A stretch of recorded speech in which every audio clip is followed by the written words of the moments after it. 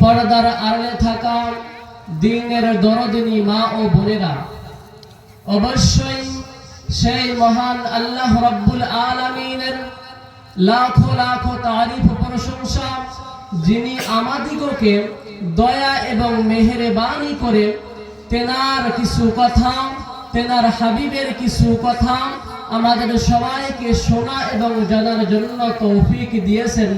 আমরা সবাই মিলে সেই আল্লাহ রাব্বুল আলামিনের একটিবার প্রশংসাকে আদায় করি আলহামদুলিল্লাহ। সবাই আরো জোরে বলি আলহামদুলিল্লাহ। তারপর বিশ্ব নবী সাল্লাল্লাহু তাআলা আলাইহিস সালাতু ওয়াস সালামের প্রতি শত সহস্র দরুদ ও সালাম। আমরা সবাই মিলে সেই নবীর প্রতি একটিবার দরুদ পড়ি সাল্লাল্লাহু আলাইহি ওয়াসাল্লাম। যাই হোক, আমি আপনাদের সম্মুখে সূরা ইয়াসিন থেকে কিছু সংখ্যক আয়াতকে তেলাওয়াত করেছি। যতটুকু বেশি টাইম নিব না, যেহেতু আমার কথা আপনারা অনেকেই শোনেন, তো যত শর্টকাটে পারা যায় আমি আমার কথা শেষ করব ইনশাআল্লাহ তাআলা। তো সূরা ইয়াসিন এটা মাক্কি সূরা, মক্কার মধ্যে অবতীর্ণ হয়েছে। আমরা সবাই জানি, সবাই বলে থাকি যে যেগুলি সূরা মক্কার মধ্যে নাজিল হয়েছে ওইগুলো সূরাকে মাক্কি সূরা বলা হয়, আর যে সূরাটা মদিনার মধ্যে নাজিল হয়েছে ওই সূরাকে মাদানী সূরা বলা হয়। কিন্তু মুহাদ্দিসের কওলের মোতাবেক এই কওলটা সহিহ না। এবার প্রশ্ন হয়ে যায়, প্রশ্ন করতে পারেন আপনারা যে এই কওলটা যদি শুদ্ধ না, তাহলে কোন কোনটা শুদ্ধ? সেই জবাব মুহাদ্দিসরা একরামগণ দিয়েছেন যে সূরাটা হিজরতের আগে নাজিল হয়েছে, অর্থাৎ বিশ্বনবী সাল্লাল্লাহু তাআলা আলাইহিস সালাতু ওয়াস সালাম মক্কা থেকে মদিনায় যখন হিজরত করতে গিয়েছিলেন, এই হিজরতের আগে যতগুলো সূরা নাজিল হয়েছে, চাহে সেই সূরাটা মক্কার মধ্যে নাজিল হোক না কেন, চাহে অন্য কোনো জায়গায় নাজিল হোক, হিজরতের আগে যেগুলো সূরা নাজিল হয়েছে ওই সূরাকে মাক্কি সূরা বলা হয়। আর যে সূরাটা হিজরতের পরে নাজিল হয়েছে, অর্থাৎ বিশ্বনবী সাল্লাল্লাহু তাআলা আলাইহিস সালাতু ওয়াস সালাম যখন মদিনার দিকে হিজরত করছিলেন, মদিনায় যাওয়ার পর যে গোলেন সূরা নাজিল হয়েছে ওই সমস্ত সূরাকে মাদানী সূরা বলা হয়। সূরা ইয়াসিন এটা কি মাক্কি সূরা, অর্থাৎ বিশ্বনবী সাল্লাল্লাহু তাআলা আলাইহিস সালাতু ওয়াস সালাম হিজরতের আগে এই সূরাটা নাজিল হয়েছে। আল্লাহ রাব্বুল আলামিনের নবী বিশ্বনবী সাল্লাল্লাহু তাআলা আলাইহিস সালাতু ওয়াস সালাম তেনার মক্কি জিন্দেগীর মধ্যে অনেক সুস্থির সঙ্গে, আরামের সঙ্গে, মানুষকে কোনো সিতারে নাই, মানুষকে কষ্ট দেওয়া ছাড়া মক্কি জিন্দেগীর মধ্যে অনেক হুঁশিয়ারির সঙ্গে তিনি ইসলাম প্রচার করেছেন। এই সূরাটা মক্কার মধ্যে অবতীর্ণ হয়েছে যখন মক্কার মধ্যে আল্লাহর হাবিব বিশ্বনবী সাল্লাল্লাহু তাআলা আলাইহিস সালাতু ওয়াস সালাম ইসলাম প্রচার করা আরম্ভ করে দিয়ে দিলেন।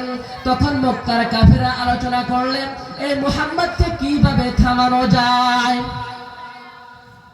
বিশ্বনবী সাল্লাল্লাহু তাআলা আলাইহিস সালাতু ওয়াস সালাম যখন মক্কার মধ্যে ইসলাম প্রচার করা আরম্ভ করে দিয়ে দিলেন, ইসলামের দাওয়াত দেওয়া আরম্ভ করে দিয়ে দিলেন, তখন মক্কার কাফেররা চিন্তা করতে লাগলো, হায় হায় কি করা যায়, কি করা যায়, এই মুহাম্মদকে কিভাবে থামানো যায়। তখন মক্কার কাফেররা চিন্তা করে কিছু শর্ত দিয়ে মুহাম্মদ সাল্লাল্লাহু তাআলা আলাইহিস সালাতু ওয়াস সালাম কাছে কিছু মানুষ পাঠিয়ে দিলেন। তাদেরকে তারা যে বিশ্বনবী সাল্লাল্লাহু তাআলা আলাইহিস সালাতু ওয়াস সালামকে বলল, হে মুহাম্মদ, তুমি এই ইসলামের দাওয়াতকে ছেড়ে দিয়ে দাও, তুমি এক আল্লাহর প্রচারকে ছেড়ে দিয়ে দাও, তার বদলতে আমরা তোমাকে মক্কার জমিনের মধ্যে এত মালদার বানিয়ে দিব যে যত টাকা এই মক্কার জমিনের মধ্যে দ্বিতীয় জন কারো নাই। দুই নাম্বার হলো মুহাম্মদ তুমি এই ইসলাম প্রচার করে ছেড়ে দিয়ে দাও। যদি তুমি এই ইসলাম প্রচার ছেড়ে দিয়ে দাও তাহলে আমরা কি করব? মক্কার জমিনের মধ্যে সব থেকে সুন্দরী যে নারী আছে, সব থেকে সুন্দরী মক্কার জমিনের মধ্যে তার সঙ্গে তোমরা তোমার তার সঙ্গে তোমার আমরা বিবাহ দিয়া দিব। তৃতীয় আরো একটি শর্ত দিল, হে মুহাম্মদ যদি তুমি কি করো এই এক আল্লাহর দাওয়াত ছেড়ে দিয়ে দাও, যদি এক আল্লাহর ভয়কে মানুষকে দেখানো বাদ দিয়ে দাও তাহলে কি করব? মক্কার জমিনের মধ্যে আমরা তোমাকে রাজ সিংহাসনের মধ্যে বসিয়ে দিয়ে দিব। তুমি আমাদের যা কিছু বলবে সেই কথাই আমরা মানব, তুমি যা বলবে সেটাই আমরা শুনব। এই কথা বলার পর বিশ্বনবী সাল্লাল্লাহু তাআলা আলাইহিস সালাতু ওয়াস সালাম বললেন, লাওয়াদাউ আশ-শামস ফি ইয়ামিনি ওয়াল কমারা ফি ইয়াসারি। হে মক্কার কাফেররা তোমরা শুনে নাও জেনে রাখো, যদি কি করো আমার এক হাতের মধ্যে সূর্য রেখে দিয়ে দাও, অপর হাতের মধ্যে চন্দ্র রেখে দিয়ে দাও, এই দুইটি বস্তু যদি দুই হাতের মধ্যে রেখে দিয়ে দাও তথাপিও আমাকে এই দিনের কাজ থেকে 1 ইঞ্চি হাঁটানো যাবে না। বিশ্বনবী কি জবাব দিলেন? যদি আমার এক হাতে তোমরা কি রেখে দাও? সূর্য রেখে দিয়ে দাও, অপর হাতে চন্দ্র রেখে দিয়ে দাও, এই দুইটি বস্তুর পাওয়ার দেওয়ার কারণেও আমাকেও এই দাওয়াত থেকে এক আল্লাহর ভয় থেকে 1 ইঞ্চি পরিমাণ দূরে হাঁটানো যাবে না।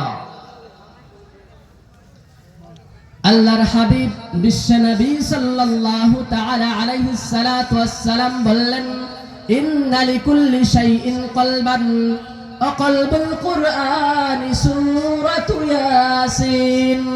আল্লাহর হাবিব বিশ্বনবী সাল্লাল্লাহু তাআলা আলাইহিস সালাতু ওয়াস সালাম বলে দিলেন, হে পৃথিবীর জমিনের মানুষেরা রে, তোমরা শুনে নাও, প্রত্যেকটি বস্তুর একটা কলব আছে, প্রত্যেকটি বস্তুর একটা দিল আছে, আর কোরআনে কারীমের কলব হলো সূরা ইয়াসিন।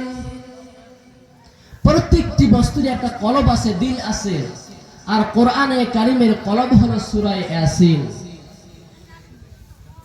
বিশ্বনবী সাল্লাল্লাহু তাআলা আলাইহিস সালাতু ওয়াস সালাম বললেন, মান ক্বারা সূরাতু ইয়াসিন মাররা ওয়াহিদা, পৃথিবীর জমিনের বুকে আল্লাহর যে বান্দা সূরা ইয়াসিনকে একটিবার তেলাওয়াত করবেন, আল্লাহ রাব্বুল আলামিন তার নামায় আমলের মধ্যে 10 পারা কোরআনে কারীম খতম করার সওয়াব লিখে দিয়ে দিবেন।